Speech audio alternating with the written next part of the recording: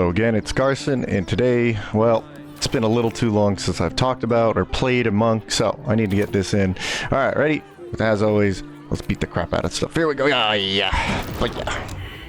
Oh yeah. Ready? Put those damage numbers. Oh yeah, 21, 14. Look at that. That's crazy. These are just basic punches. Ready? Whoa, bam! Hey, you buddy. Look, I can just run all the way over to you. Who needs ranged weapons when you can reach anybody just by running at them? And let's delete you. Okay. Alright. We even have a little more running. Look at that. It's crazy. Come get me, robot. Ooh, counterattack. Whoa, bam!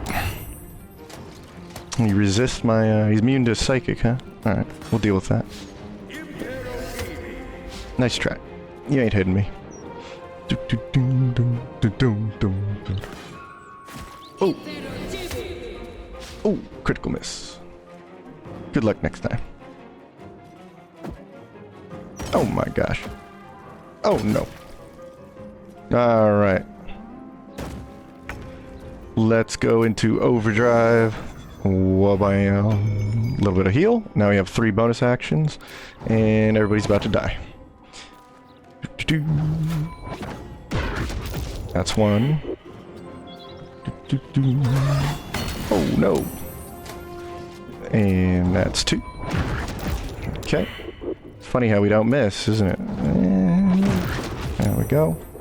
Oh, and Mr. Robot over here. Oh, he's immune to psychic, huh? I'll just switch on the fly.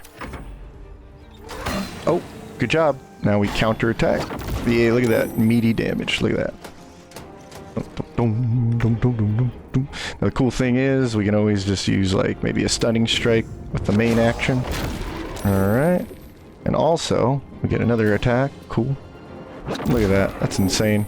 We have 6 more attacks to go. Can he survive? I don't think so. Let's see if we can even topple him. Well, he's dead, so pose for the camera.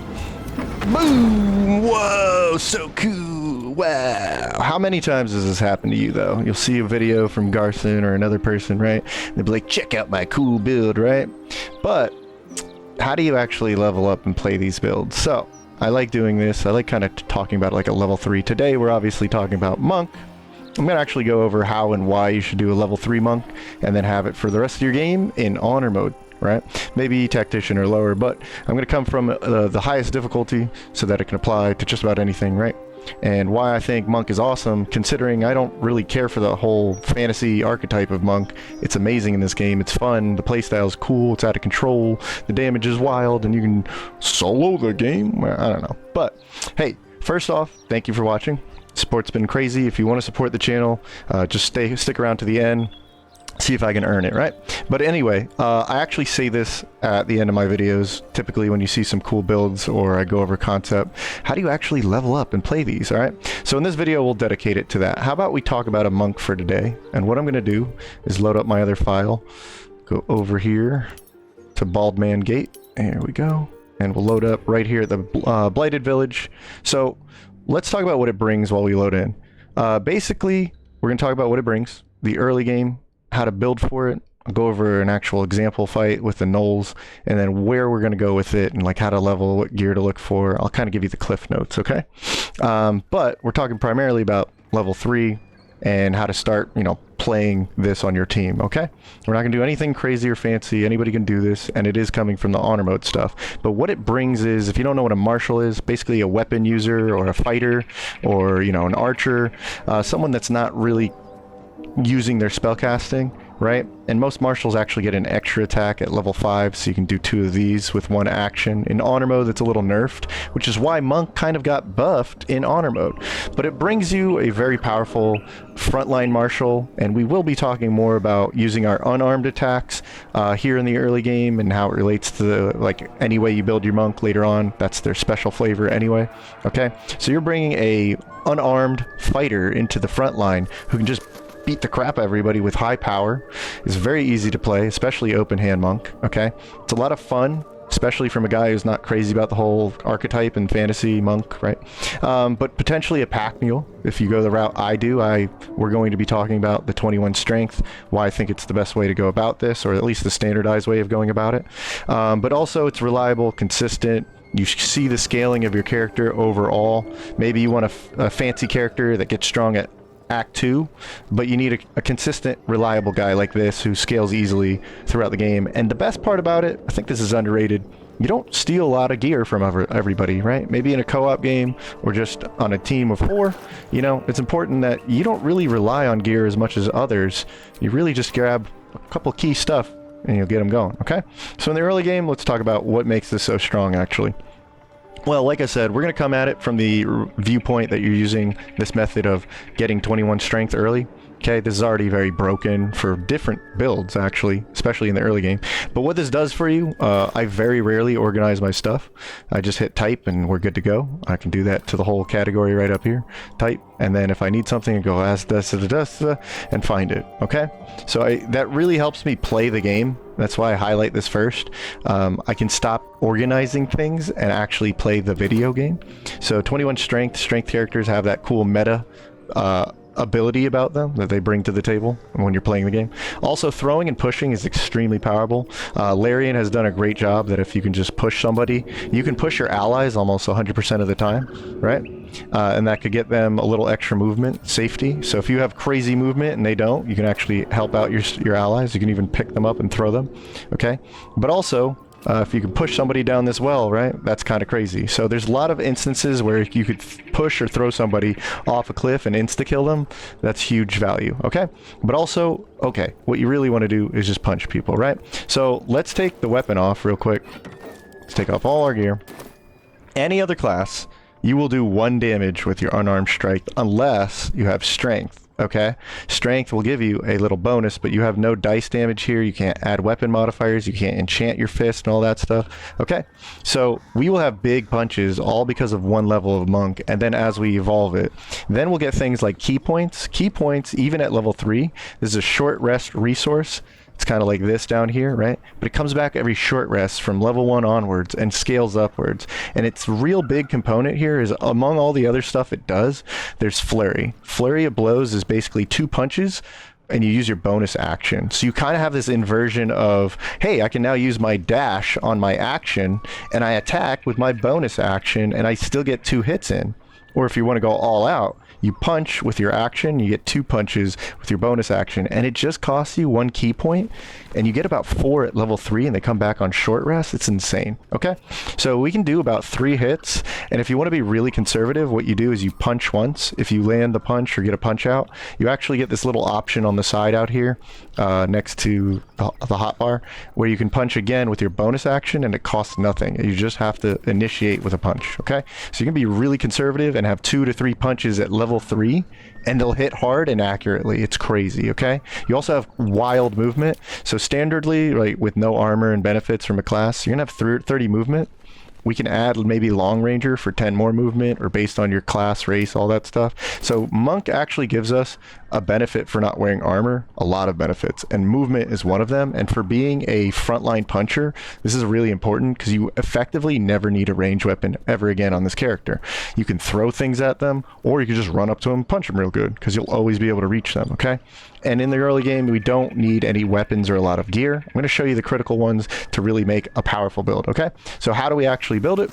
What I'm going to do is actually go over to camp. We have done nothing on this save file, by the way. We are level 3 right after the fighting the Grove, talking to a few people. We don't have that much XP, see?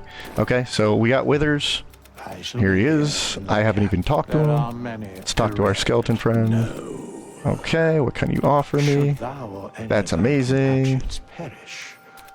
And let's do it. Let me explain some things for you, right? So let's go over the respec and why you kind of do this stuff. All right, so if we go into Monk, right, what we're going to do right off the bat is get this Flurry of Blows. So just as an explanation, it costs 1 key point.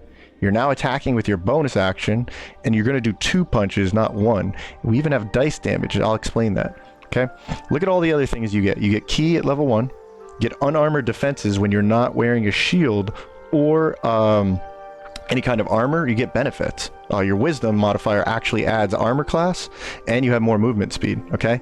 Dexterous attacks. This now means with weapons, certain weapons, you actually use your dexterity rather than your strength if it's higher. Also, your fists now do that as well. They now operate off of dex, and basically you get dice roll bludgeoning on your monk weapons and your unarmed attacks. Okay, so monk weapons and unarmed attacks now deal 1d4 bludgeoning damage. Okay, unless the unarmed damage is higher, and so on and so forth. Okay, so let's actually look at the stats, what you want to actually build. You said, aren't we going for 21 strength? How do you do that at level 1, 2, 3? Well, we dump it. When we dump it, we're able to use it in other stats, which is a huge value to doing it this way, okay? And the stats you want to focus on are wisdom and dex from here on out, okay? So let's give ourselves some constitution as well. But first, let's max out the important stats. 17, 16, you do you. There's a way, maybe you get the hag hair, you might want to be at 17 so you can get to 18 wisdom real quick, but I'm overthinking it, right? Let's just do 16 or more.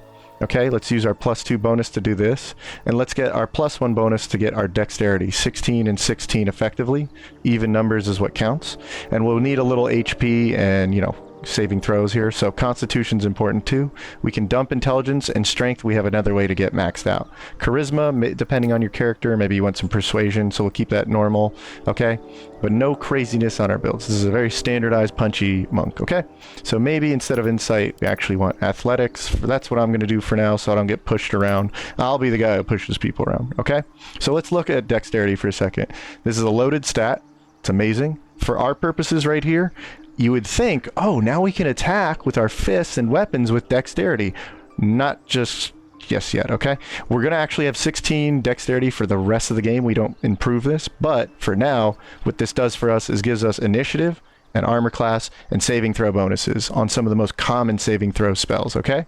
Wisdom also gives us armor class because of the monk feature, okay? And it keeps us safe from some of the most dangerous saving throws, the wisdom saving throw spells, okay? So that's also a good feature. It even buffs up our damage depending on how you do your monk. So you'll be scaling this up as much as you can after your first feat, okay? And also you could use scrolls and cast with your action while punching with your bonus action, okay? So that's a little overview of your stats. So then why am I making a big deal about strength? So let me level up first, and I'll actually gush a little bit about open hand, and then we'll actually get into how we get the strength, okay? So we're going to get more key points every time we invest into monk, and at certain breakpoints, we actually get more movement when we're not armored and using a shield. So we always get incentivized to not use our gear, which helps the rest of the party gear up for them, okay? At level 2, we also get these kind of rogue moves. So you'll have to use a key point, but you get to be able to dash with your bonus action, and you get to be able to disengage with your bonus action, okay? Also, patient defense gives disadvantage on attacks against you, and saving throws on dexterity saving throws advantage, okay? So you won't get hit with those dexterity spells. You can pop this at the end of your turn, and then the whole rest of the round, you're not going to get hit, okay? Effectively.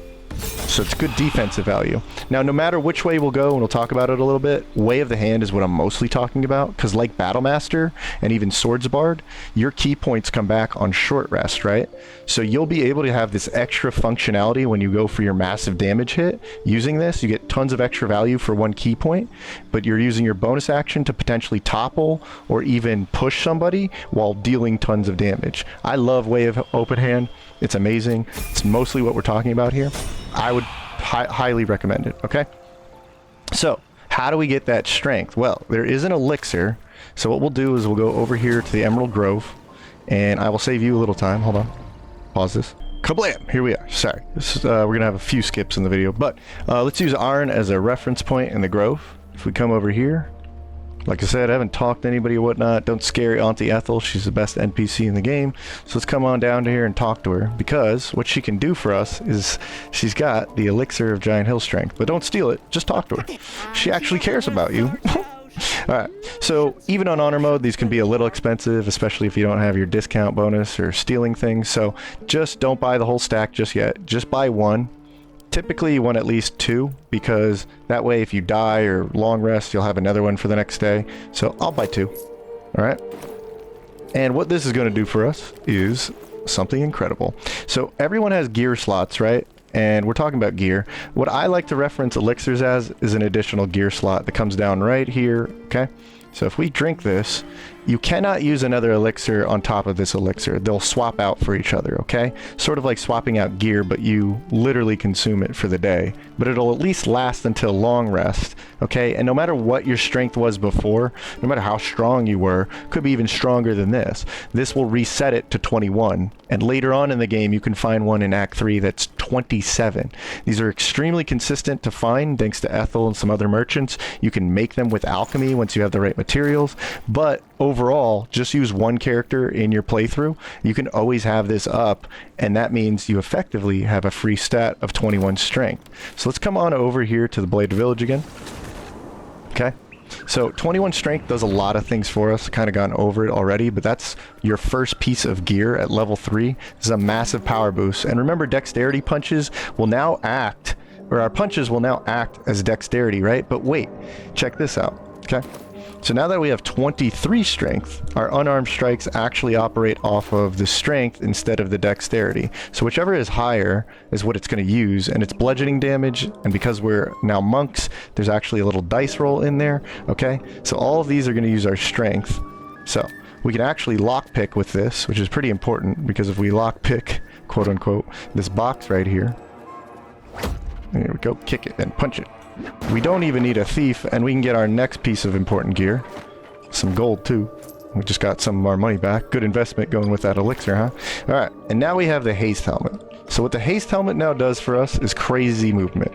Okay, crazy movement because what we have is already some extra movement for not being armored, right? And that's going to be pretty important to running up to things and punching them in the face 1, 2, 3 times. It's kind of wild, right? So let's bring these up here. Bring this here. Okay, so basically what this does is at the start of any combat, you can now have extra 5 feet times 3 turns of 5 feet. That's 15 extra feet of movement the first turn. It decays every turn, so it'd be 10 more feet, then 5 more feet. But in the first turn, you can run a whopping 55 movement speed. And if you dash, that'll double to 110. If you heat, like speed potion, oh my god, even crazier, right? So, but none of that, just because of wearing this, we'll have some good movement. So if our whole MO is running up to people and punching them or, you know, throwing them off a cliff, we can get to them in the first turn and start combat off the right way, okay? We also have a little extra initiative thanks to our dexterity. All right, so what about a final piece of gear? Bracers of defense. So remember how I said wisdom and dex are very important to start off with? So dex is giving us a few other things, but namely 3 armor class for not wearing any gear, but so is our wisdom. So if they were both 16-ish, right, they would give us +3 each, and this brings our base armor class all the way up to 16, okay? That's pretty amazing. We can make it even more amazing with a piece of gear that no one really wants to use. It's very underrated in my opinion. If we're in the Blighted Village, you're going to come on down here into this hatch. If you know anything about the Necromancy of Thay book, it's hiding down here. So we're going in the exact same place. If you see it or not, you can just click this. The little lever hiding opens up a secret door. We're going to come all the way into here. Alright. So if you were already going to go get the Necromancy of Thay, you'd be coming down here. If not, you'd still want to come down here for your monk. Any build that's not going to use armor or a shield really values this thing. Say hi to Shovel, everybody. We'll be talking about Shovel soon. But yeah, any build that wants to use no armor, no like equipment, just cloth, right? Can get 2 more armor class. So we'll talk to it. The mirror, you just say, let's see, yes, I'm an ally of your master. And from here, it's just option 2, option 2, option 2. Okay. You come on in, and you would get the Necromancy of Thay book here. So as reference, right here is a little chest with a very underrated piece of gear. So anyone who's not going to wear armor or a shield should be running this, okay? Because as early as level 3, you can have a pretty massive 18 armor class, okay? And there's not really going to be a lot of good glove slots for you. There's going to be good glove slots for you later on, but for now, armor class is more important. Staying alive means you can actually punch things, okay? So go to the Blighted Village. Alright, and now we're up to 18 armor class, okay? We can punch 3 times, 1, 2, 3, and it all operates off of our strength, so it's actually pretty accurate because we have a bonus of 5 to damage and accuracy right there. Pretty wild. And if you want to, you use your weapon in your main hand, You use that, and then you're still attacking with your fist, and this is why Monk has this really awesome, capabilities even in the early game, okay? So what I'm going to do is travel to the Risen Road where the Gnolls are. Give me just a moment, and we'll get into a fight example, all right? I'm going to go ahead, skip to my loo. All right, so we are back. I'm at the Risen Road right here. Basically, there's the Toll House for reference, and sometimes I feel like on honor mode, people get a little intimidated by certain fights and trying to fight them early. They'll try and run off and get the best gear. So why I like doing videos like this, because, yeah, we don't have a lot of gear here, right? Okay, you're actually pretty powerful. Just gotta know your classes and your team setup and whatnot. And for team setup, let's go over some stuff here. This is a custom game, but it's all honor rule settings. The only difference is not a single save for demo purposes, no mods or anything crazy like that. And our team, well, it's just unspec'd out. We didn't change any of the stats of our characters here, so this is still just Tricky Cleric on Shadowheart. We have a Assassin Astarion, just chose that, doesn't really matter. And so Rogue Astarion, and then we have our Battle Master Lae'zel Fighter, which is actually a cool compliment, even though we have two frontline fighters, right? And we have our ranged rogue attacker, sneak attacker, and we have our dedicated spellcaster. All right, this video is not about them, but with a decent party composition, make sure you got some good stuff, okay? But the monk here is going to really help out because we're going to bring a lot of pain and utility, and just have a menace on the field, okay? So in this fight, just for reference, I use it all the time. It's a really good fight because there's a dangerous foe in Flind, okay? And there's also the Gnolls, which are pretty intimidating with their range attacks. So this should also help you out with like how you should kind of control the battlefield. And maybe Monk, we can utilize some of that throwing and pushing. But the way to start this fight, usually on honor mode, where you can't take things back, is know what you're getting into. We'll get everybody over here. We'll hide them. We're going to have our team split up because Lae'zel's going to initiate the fight, get Flind on our side with a pretty reliable strategy, and we're going to actually sneak up here and use our terrain to give us the benefit to starting the fight off strong, okay? If we're hiding, then we can position once the fight starts, and if we know the battle correctly on honor mode, we've done our, a little bit of homework. What we can do is come over here, pause when the situation is beneficial. We can sneak over, and when we're ready to start the fight, we'll pop out. Ready? Whoop. So out of hiding, we'll get a cutscene. As long as you have that little like Illithid memory thing. See this Illithid option? If you didn't use it for the day, you can easily get her on your side. Just a little know-how when it comes to honor mode and your encounters. Okay? This is going to make the fight a lot easier for us to control and get a good position on. And then the terrain's going to help us, and then knowing our classes, okay? Alright, so while she's going to town, right, what we can do is sneak our monk in there. Let's separate the team. Here I go. I can get a brutal sneak attack, potentially pushing or toppling this guy. Ready? Okay, so let's lead off strong with... Oh, you ran away, you son of a gun. Alright. Alright. So, what I'm going to do is just get into combat. Going after me already? That's okay. So we got a bad initiative roll, but usually you can get mid or even top because you have that +3 dexterity roll. Okay. Now we'll bring the rest of the squad in while we wait for that turn to end. We can even deflect missiles with our reaction. That's pretty good. We can send it back to him, but we're not going to blow our key point. Good. Okay. So Astarion here, he's going to love the high ground because he's going to be a bit of an archer. Gets discovered, not a big deal. Shadowheart here as a cleric can really save our butts or give us more accuracy with Bless. So let's just let her come in and maybe do like a guiding bolt. We have advantage. High ground. Perfect. So I get a guiding bolt. Alright. Lae'zel. She's still down here. She's kind of in danger. So what I'm going to do is reposition her with the dash. I'll burn my attacking turn just to make sure she's got high ground safety. And a fighter can always use second wind to heal a little bit in the early game. That's a nice bonus. Okay. Alright. And then here we go. Let's fight proper. So, what can our monk do? And not popping a speed potion or anything. Like I said, we can come in right off the bat, get a punch in, and because we use the guiding bolt, I'll be that much more accurate. Let's go. Punch him. I was like a running punch. That was so cool. Alright, but that was one punch, right? Normally a fighter or whatever would have to stop there and just reposition. Get this. Alright, we're coming in. Now I could heal myself, I could do patient defense, or I could just potentially stagger or slaughter this guy. Look at that. Someone just got wrecked. I already killed something with a finishing regular punch, but my bonus action just destroyed that Gnoll. Okay, so now I can stand next to him. Maybe I'll get like a reactionary attack. Also, since I'm standing next to somebody with a frontline fighter, your rogue can get a sneak attack in without any other condition.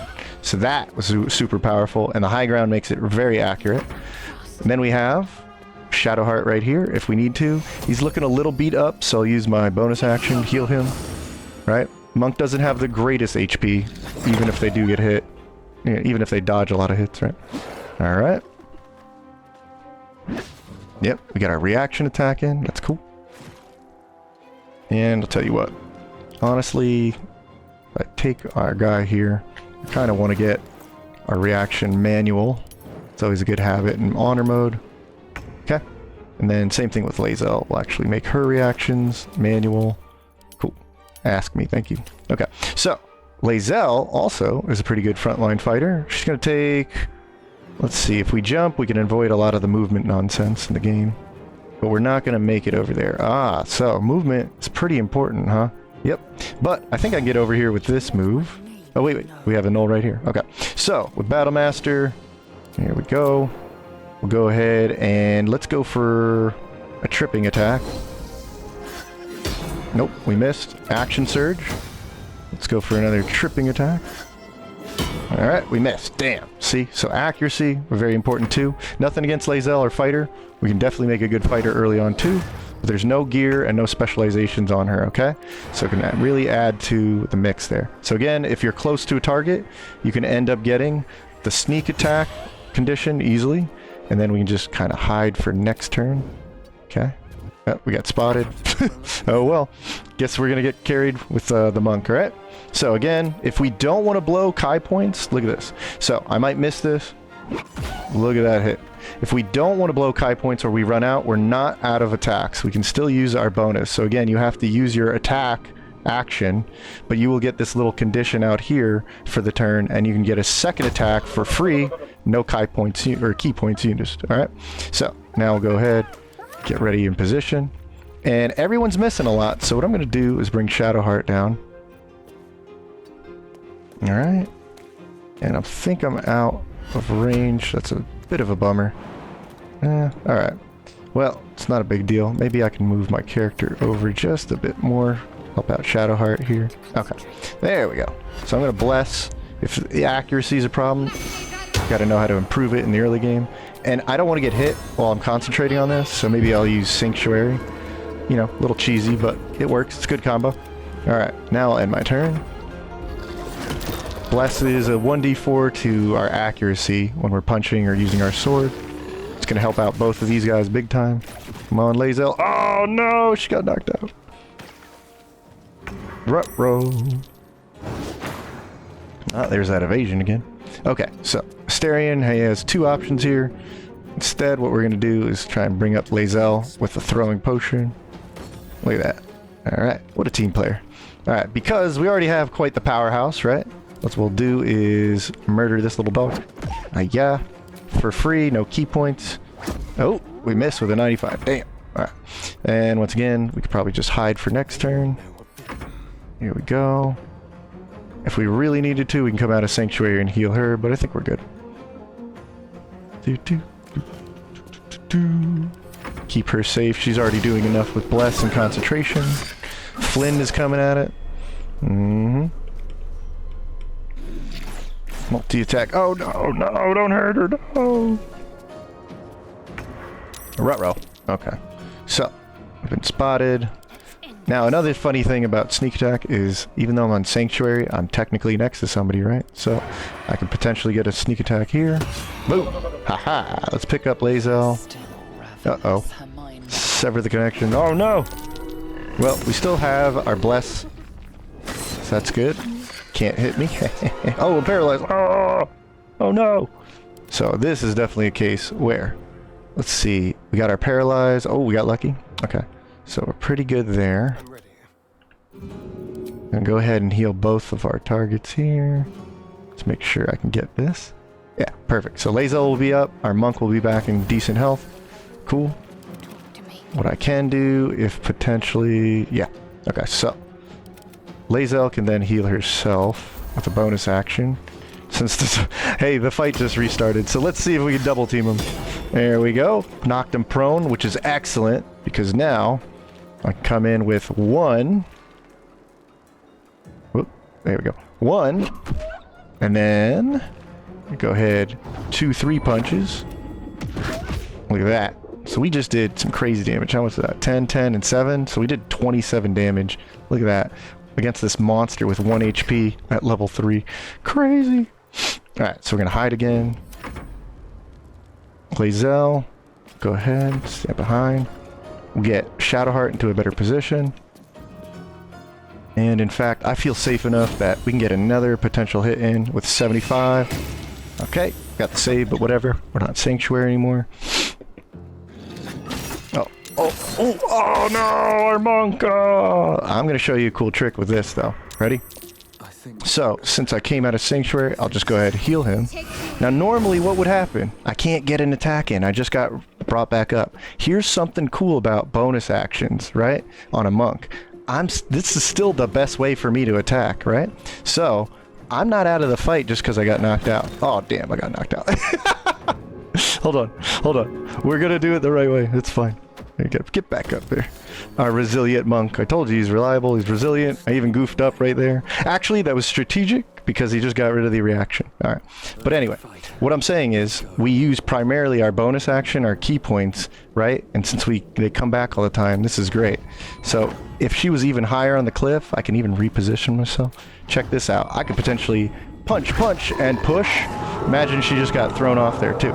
So even though I got picked up, this is such a unique trait about Monk and Flurry of Blows and bonus action attacks, is that even though I got knocked down, if you pick me back up, I can still do my top damage with that, right? And since I'm next to her, we'll go ahead, do another sneak attack potentially. There we go. Damn, missed it. Alright, come on team. Don't let me down. Fainting attack is a good way to get advantage and do a little extra. Damn, we missed. Okay. Getting carried by this monk. Oh no! Oh, he's dead for real. No! Okay. But, once again, this guy just cannot be stopped, alright? So, we're gonna res him mid-fight, put him back up. Oh, it's wild. Alright. Here we go. With a... Can I select him? No. With a cleric, you can always just give him another chance to stay alive. Just gotta know what your team can do, right? Never fear. Shadowheart is here. Alright. Now, let me go for that accuracy hit. Nice. Good job, Lae'zel. And we have the potential. Here we go. Alright, we're missing. We're missing. Alright. Opportunity attack. Miss. Front row. Oh no! Paralyzed, huh? So here's something to remember if you did die and you listened to what I said, bring a second one around. But we're not that weak. We still would have +3, but you can see the accuracy issue. Alright, so let's pop that. They use a bonus action. And then we can probably drop a heal on ourselves right here. There we go. There goes our sanctuary. No biggie. We still have the sneak attack condition. She's putting up a fight. She's putting up a fight. Okay. Gonna jump up there. Can't kill all of us. Alright. And then... Gotta use our trip attack maybe? Let's try it. Alright. Good try. Okay. And then... Let's see... Honestly, let's just get another heal going. Just gonna go for the monk. Nope. Oh! Oh no! Oh, he's down again. But he just gets back up. I'm gonna abuse this so much. Okay. So, let's get, again, next to each other. Heal. He's back up. I won't give in. I won't give in. It's just crazy. He's just like on his last legs, but he's just keep fighting. Yeah. There we go. And then sneak attack went all against all the odds. Come on. Damn you. Just die. Okay. We've run out of all of our spell slots, so. Oh no. And let's see if our monk, he's run out of resources, but he's still strong. 1. Can we get him with the second? 2. There we go. And Lazel. Want to finish him off? Nope. How about Asterion? I know what we can do. Let's get advantage on our attack. There we go. Search that core.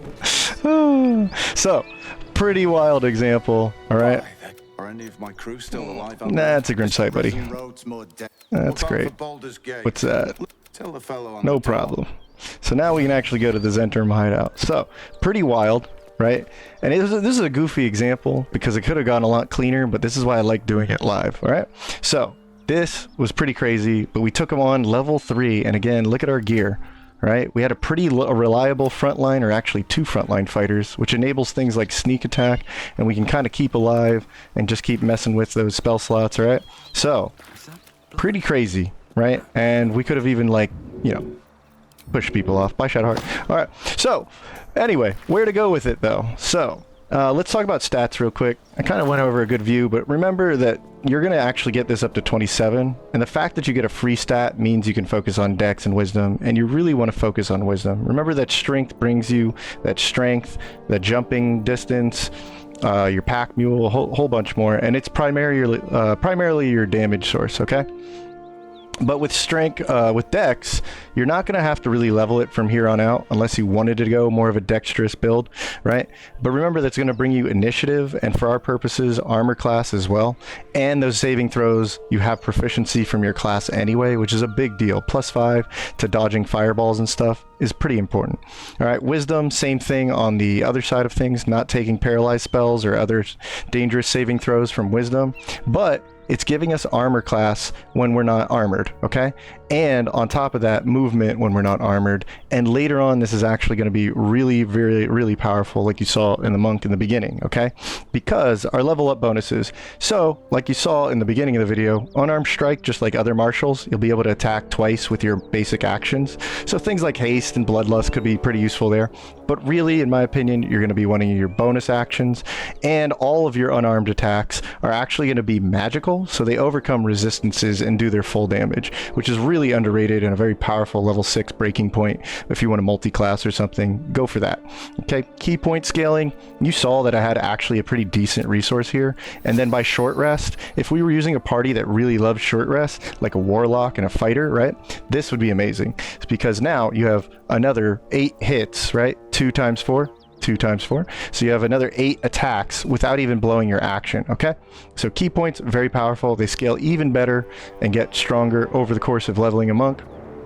Your subclass choices, I'm not going to give you the rundown on these here, but just where you're going with this, just know Hand Monk is, in my opinion, the strongest and just absolutely wild in honor mode because of that weird, you saw just the utility of this guy getting back up when he was getting knocked down and still doing almost full damage thanks to the bonus attacking, okay?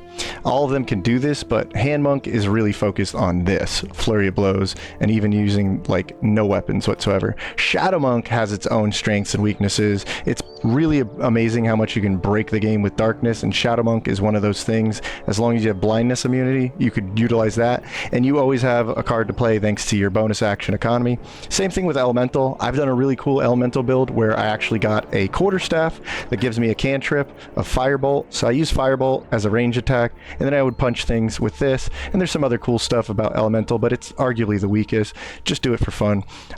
Definitely need some buffs, right? But if you multi-class and you really want to utilize this flurry of blows, you typically want to go 3 levels of rogue so you can get that thief bonus, and then you don't have to use your key points to do your dashing on bonus action, okay? So that gives you more versatility, and of course expertise on things like sleight of hand or maybe persuasion or insight and blah blah blah, right? So something to use your action on. Maybe you multi-class into a caster so that you can use your action to cast, right? Maybe cast grease on the floor here using your green action, right? And then follow it up with some more attacking with your bonus action and your movement. So stay unarmored, in my opinion. Doesn't mean you have to, just my opinion, especially for open hand monk, because you don't have to gear hog, and this helps the rest of the team, so overall we become stronger.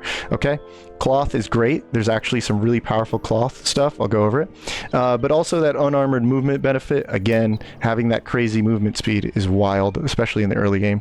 But wisdom armor class, the more you level up your wisdom, the more you get that benefit from being unarmored, because this will go past say mage armor's benefit from 3 to 4 to 5. By the time you have 20 wisdom, you'll have +5 armor class, and you won't even be wearing anything. It's wild. Okay, so level up wisdom. Okay, forget dexterity if you're going to go for a build with this elixir, this 16 dex. Now just focus in on wisdom. You'll be good all game if you focus on wisdom, right? You're going to get saving throws, armor class, scroll casting is pretty powerful with that.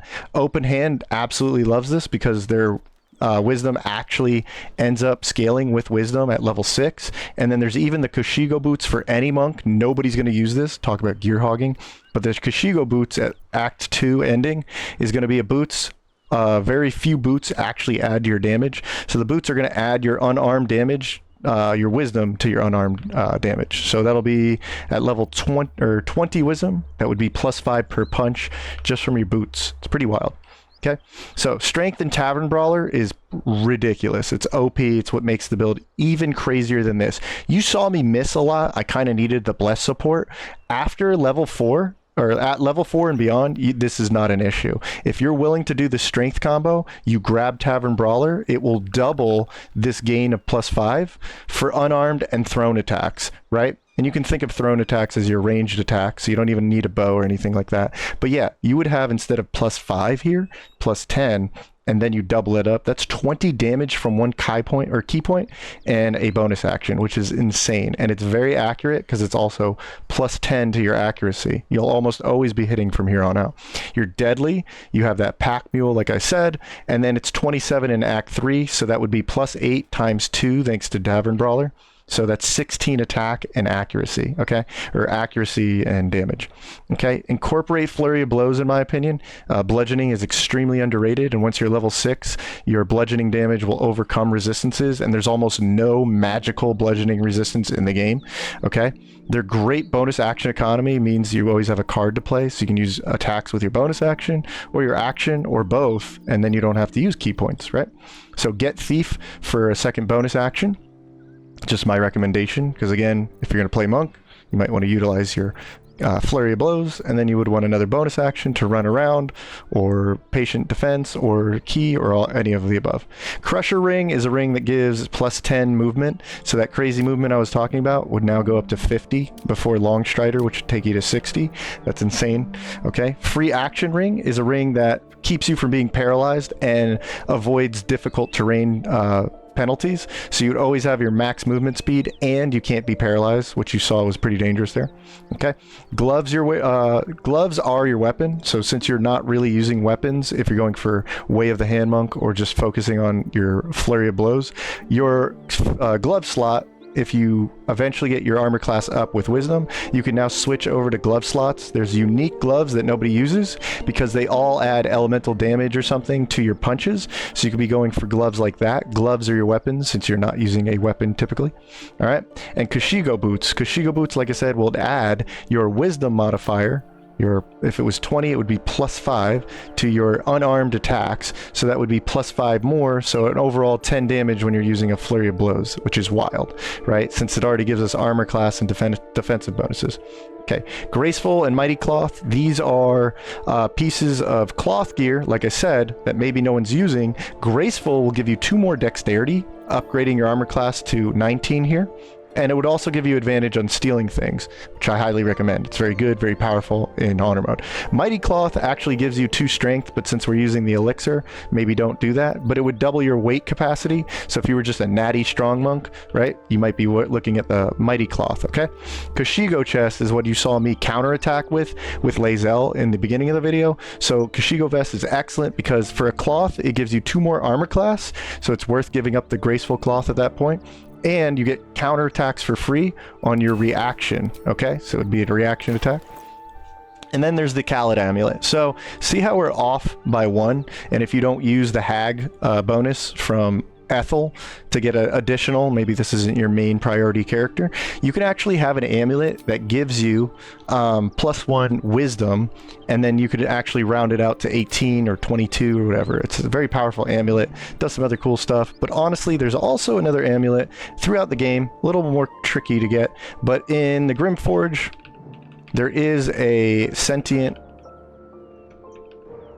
amulet, and this really is only for monks, because what this does, and you can even upgrade it, is it actually gives you some more key points on restoration. So if you're running out, this would be great to have here, especially mid combat. And later on it can actually restore like half or more of your key points, I forget, when you upgrade it in Act 3. So look out for the sentient amulet. Okay, so how do you play and level up these builds? Hopefully that was one of these a video that kind of helped you go over something I truly love playing, especially on honor mode. You saw how wild this fight could get. We weren't even all that prepared with it, but we still somehow scraped by. And if we had a short rest team like a bard, we could just keep on trucking for the rest of the day, no problemo. But remember key points like maybe have an extra elixir on standby if you're going to go for a build like this. We got a little unlucky in that fight. We still managed to pull through because we knew what we were doing with our powerhouse here. Okay, but also come watch the streams. It's more enjoyable when people are in. We chat more, we laugh more. When it gets frustrating for me, it really helps me out. And also, I just love honor mode, so maybe watching me play honor mode might inspire you. It just got a few people last night in chat to be like, I'm firing it up, let's go! Right? So that makes me happy. That's the highest compliment I can get. And I just like answering comments in the video comments or just questions in chat. So when I'm not hyper-focused on a fight, I'd be down to do that for you, all right? Who's our sponsor? You guys, thank you so much for the support and watching. Basically, I don't know what else to say. Thank you. If you want to support the channel, though, I've made it as cheap as possible. Memberships are now live and a go, so that would mean the world to me. But honestly, just watching is enough. So thank you so much. I appreciate all the support, and I'll try and make some more cool videos with Baldur's Gate 3. Until then, have a great weekend, and I'll see you next time.